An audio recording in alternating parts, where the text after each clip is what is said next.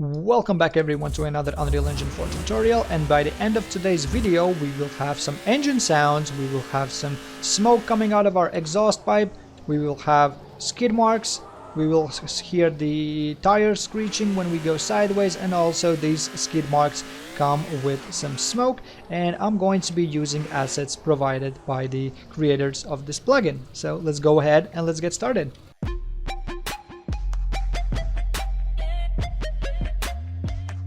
So for today's video I don't have any assets myself, but lucky for me the creators of this plugin have provided some assets with the plugin, and also they have published their demo project, and we can grab some assets from over there, and that's exactly what I'm going to do. So I've copied their thing that they have. So here in this folder right here are all the vehicles they have in the demo project, all the vehicle sounds and all that stuff.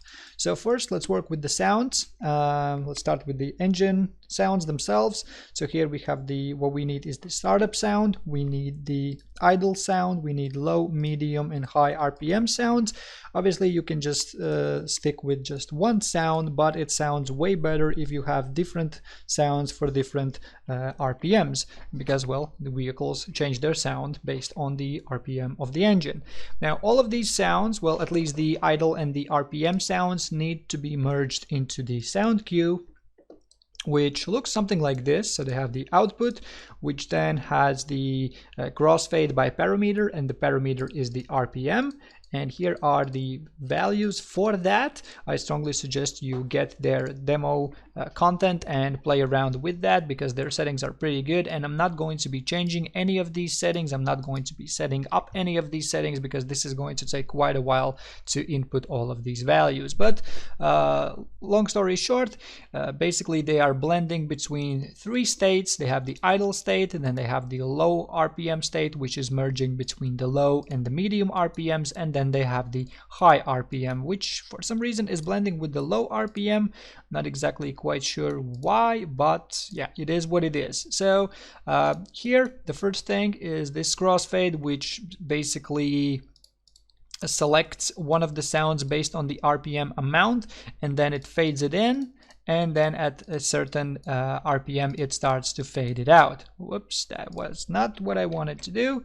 Let's bring those back to the default values. There we go. And the same thing is applied for all three of these states. Now, I'm not quite sure what exactly this node does. It says that it allows named parameter-based manipulations of pitch and volume. Not exactly sure. All I know is that this node is super important, and based on this node, it is going to be playing a different sound. Now, you got to make sure that your sounds are looping so that they would not end, but rather just keep on playing. That way, creating a nice engine sound. So whenever we have all of these sounds set up, we can go to our vehicle and actually provide these to the vehicle. Now, our vehicle needs a component called vehicle engine audio. There we go, we have the component, and right away we can already see the config, which is asking for these sounds. So first we need the engine start sound, so let's go ahead and provide that one. That one is not a looping one, it just runs once, so I'm going to use the big block startup one. And for the engine sound, then we need to provide that queue, so we have the engine big block engine queue. So that's the one that we just spoke about over here, so this guy. So whenever we have this, we are all ready to go. So now if we hit play, we can hear the engine, and when we give gas, obviously based on the RPM, the sound changes. There we go. So we have the sounds set up. Very simple. This plugin, like I said, it's just a miracle. It helps creating vehicles so much. It's so much more easier now to do this, because we have a component which takes care of most of the things that we need. Now, one more thing that you probably want to do is move the component to a location. So if the engine is in the front of the vehicle, you probably want to play these sounds at the front of the vehicle. Now, the next thing is the wheel sound, skid marks and smoke. So if you would select all of your wheels and scroll down, probably if you already experimented with this, you already found this section, which is called vehicle wheel effects. And first parameter is the speed. So based on the speed, this system decides whether it should or it shouldn't display the skid effect. Now the first thing is the sound for the skid, so we want to enable that, and the other one is the skid particle. And like I said, I don't have any of these assets myself, so I'm going to use the default ones that they have. You can obviously go ahead, open those up, and then change whatever you want it to change basically. And also the same thing applies for the particles as well. I strongly suggest that you just simply copy and paste these out of the plugin into your content, and then you can start playing around with this, spawning more smoke or changing their life cycle or whatever else it is that you want to do.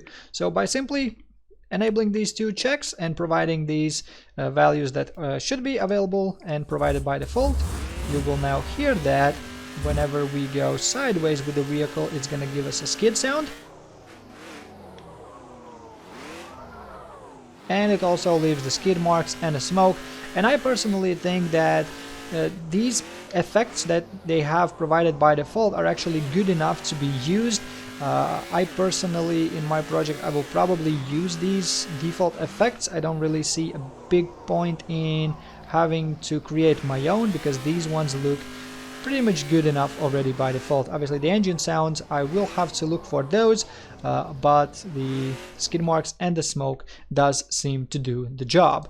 Now the next thing, let's go ahead and let's create the exhaust smoke. For that, again, we have a lovely component which is called the vehicle exhaust controller.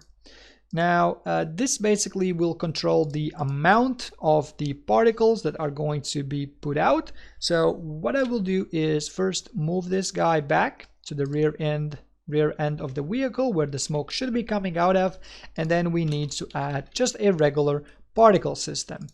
Now for this particle system, I have selected this guy, so that's why it already inputted one by default. By default it's going to be empty, so go ahead and select some kind of a smoke. Now if we would select the default Unreal Engine smoke, you will see that it does not look that great. It goes in the forward direction. That is because its rotation is not how we want it to be. As you can see, it is going upwards. Now you want to create a particle system that is going backwards.